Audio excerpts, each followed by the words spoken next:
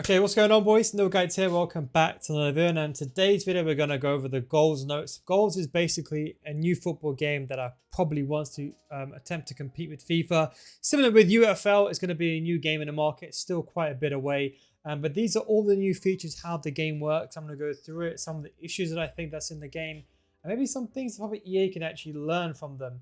Just to confirm, I'm neutral. I don't speak to these guys. They didn't ask me to make this video.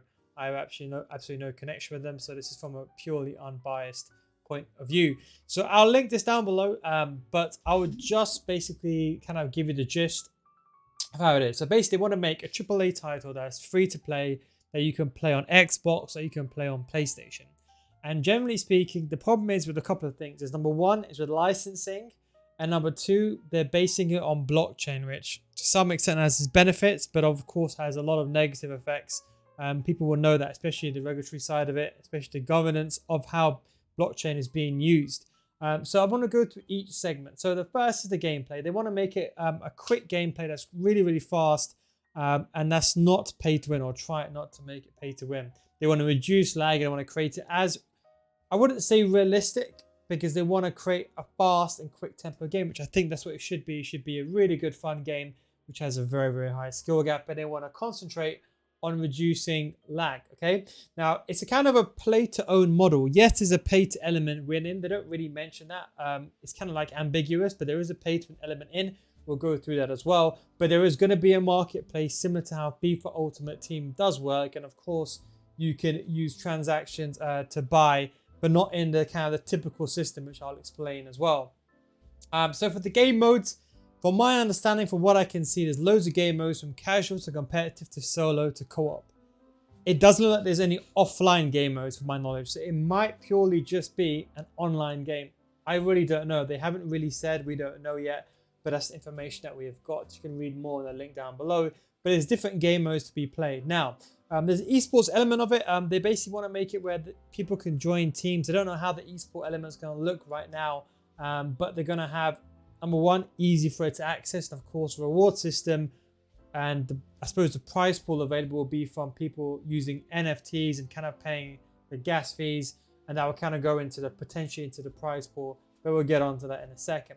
Now it comes to the Professional Players Association. Now, this is where I think it gets a bit problematic. Now, for those of you that are my age, I mean, to be honest, most of you guys are probably way older than me. I'm coming to my early 30s now, very, very, a couple of years away, birthday soon, but most of you guys are 30, 40 year olds from what I'm watching. Okay, you guys remember ISS, PES 5. Now, for those who remember Malgani, Palm, Zerlo, if any of you guys remember those players, you know exactly what I'm talking about. That's what's happening.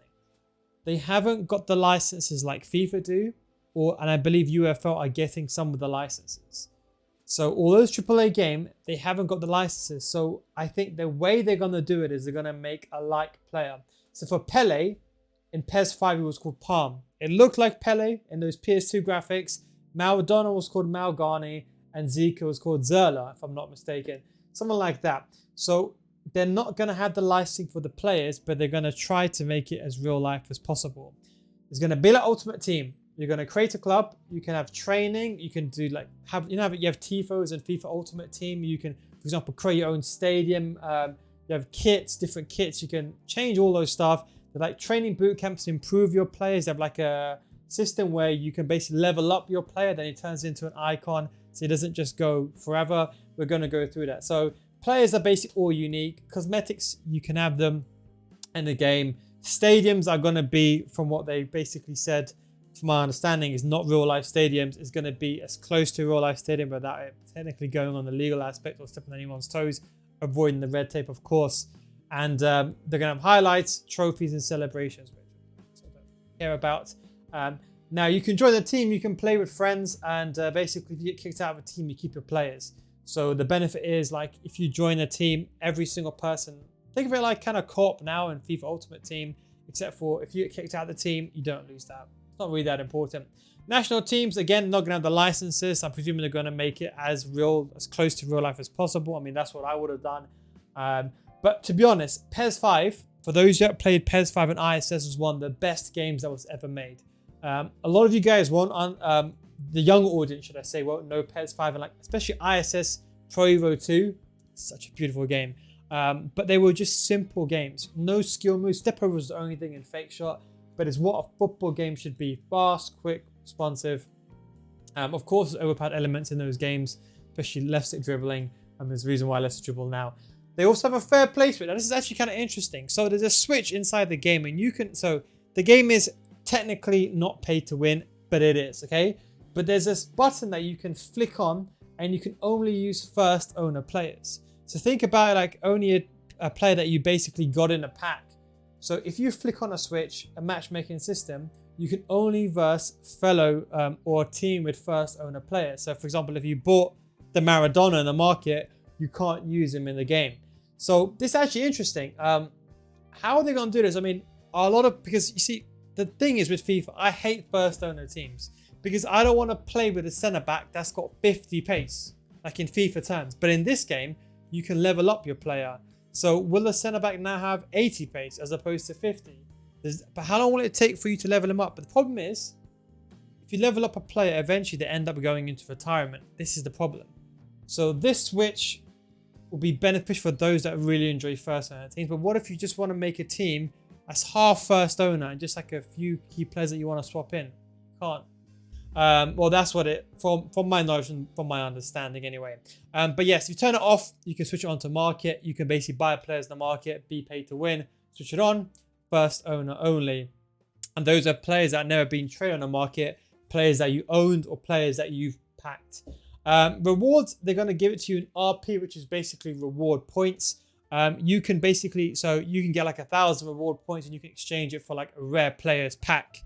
For example, that's how the way you're going to do it. So you're going to get the points and then you can use it to exchange for cosmetic players, training, celebrations, stuff like that. Each player has a stat between 1 to 99. There's going to be some unique things about those players, unique DNA. So if they're going to make something like Maradona, they might have really, really good, for example, dribbling stats, etc., etc. There's going to be a DNA system where the DNA affects the stats itself. But they say every player will be one of a kind. I don't know how that's really going to work. I can see here it's the AR10 2013. I think that's Iron Robin, Netherlands, 2013. I think that's his peak years. That would be Iron Robin in his peak. So it'd be called like Aries Robin. No, you can't call it Robin. I can't think of something with R, but you could call it Aries, for example. Rabbit. I don't know. A terrible example. That's what it would be called. That's what Iron Robin would be called in game. And I think his face can look similar to him, but not identical to be in real life, where it kind of the players, I suppose you could say, the legality of using a player's looks or rights of image. But anyway, there's going to be some game performance attributes as well. That's going to be very, very important. So a player, for example, has very good dribbling stat. They can basically have a multiplier. I don't really explain it properly how it works, but if you go to a training camp, you can get a multiplier on your dribbling stat if it's in your DNA, and you can basically improve that player's stat. Same with visual genes. You can basically change the kit, but you can't change how the player will look.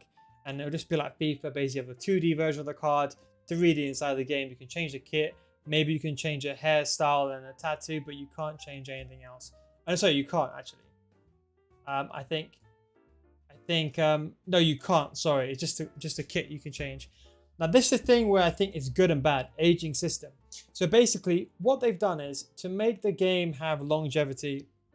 They made it so the game doesn't recycle every year, but players, they retire. So they basically go up in age. Think of this like Ultimate Team and Manager mode put together. Okay, so the players, they got older, and basically once they've gone past their peak, you can probably sell them in a market, or you can keep them in your team, and basically you can level up their cards. But once they go to a certain level, from my understanding, they become a legend, and then they get locked as a legend card. Legends can be used forever. Think them like once Robin becomes 36, he retires, he ends up becoming a legend, and you can still use him, but you can't upgrade him anymore. So you can't send him to the boot camp or training to get his pace up. That's it. He's locked at that point. So you could be locked at 84 pace. You can't do anything about it. You can use 3 players, legends, so for most gameplay modes, you can use 3 legends at maximum. So in theory, people can work a card up, make him a legend, and keep him in the team forever. And this way it keeps a constant demand for players, allowing you to play for the best. And after someone is retired, you can make him a legend, but of course you can't sell the legend. That's probably the only downside. But they could be used forever, so they maintain their technical value, but theoretically they lose actual value. As training camps, as I mentioned, you can send a card to a training camp, then get XP bigger. They can also lose XP, so you can send, for example, think of it like PS5 back in the day. You have like when you go into the game, you have like performance up and down, if someone's in form or not. Take him to a training camp, boost his dribbling. Maybe he had a bad day, he got injured, he loses stats. Kind of similar thing.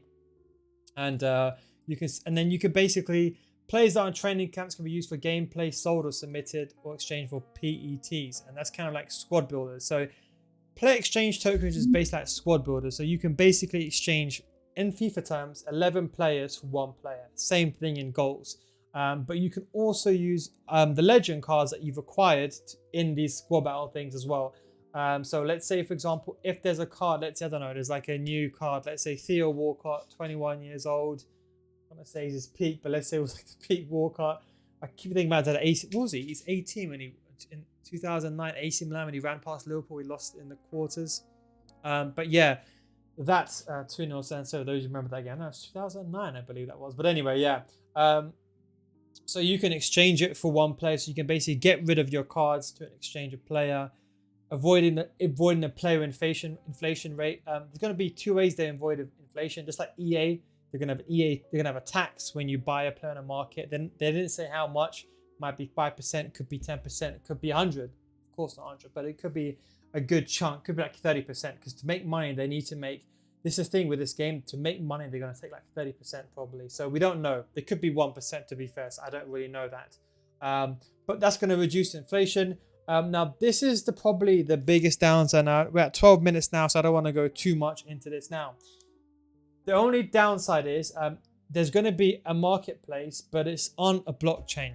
Now, they're going to have a stable coin. They're not mentioned one. It could be like a USDC one, and it's basically, tied to that. Now, the problem is that blockchain, it's very much early in its infancy, okay? And a lot of people, especially young people, in my opinion, under the age of 18, if done in the correct way, maybe, but should not be part of a blockchain. I'll give you an example, okay? In the UK, we have a terrible financial system in the UK, and people don't know what's going on, okay? When you're a kid, you're taught a credit card is bad, but a credit card is good if you use it the right way, okay? Let me explain this very carefully. I'm not a financial advice, but I'm saying, if you use a credit card like I do to buy purchases because it's safer, you're protected more, so if someone scams you, get your money back. With debit cards, you can't do it as easily, and sometimes you can't get your money back. But if you use your credit card and you pay off every single month, you're fine. But if you use your credit card in the wrong way, you end up getting crippling debt. Same with student finance. But you see in the education system in London, in the UK, especially in London, because students in school, education systems are shambles, okay? So the problem is, I think, generally speaking, there isn't a good system to introduce this to the younger audience yet. But some banks, for example, they give credit cards and debit cards to younger, like people are under the age of 8 with a £100 limit under their parents' name. Now, this is the thing. Could this game technically be an 18 plus? Because what if the governance around it says, okay, you know what, like, because I'm thinking about this from a regulatory political standpoint. What if, for example, the government say, you know what, that's it, it's done. We're going to make everything NFT related, anything blockchain related, 18 plus only. Then how is someone that's the age of, like, let's say 7 going to play this game? Because the way you start this game, from my understanding, is so they do have a community treasury. That's going to be a percentage taken of the blockchain amount. So you pay for something, they take a cut, and that will go towards this. And you basically could, good idea that EA should implement. You could basically submit, like, kit designs, background designs, cosmetic designs, whatever. But the blockchain itself, you have to sign up. When you log in for the first time, goals to set up a custodial wallet for you via security audited identity provider. Can a kid do that? I mean, legally, can a kid do that? I actually don't even know. I've not even read the legal side of it, but that's probably the only concern with the game on blockchain. It would be interesting to see how they do it. I think the way they would probably do it, I mean, I don't know how, but I can assume that maybe if you can just play the game normally. But let's say, for example, if you wanted access to Club, the Ultimate Team version, then and you want to, I think the best way of doing it, like if I was a CEO, what I would say is you go into a game and they force you to play the game just as someone who's first owner. So you're not even introduced to the blockchain at all. But then later on in the game, then you're introduced to the blockchain. And then if you want to, you can then sign up with your wallet.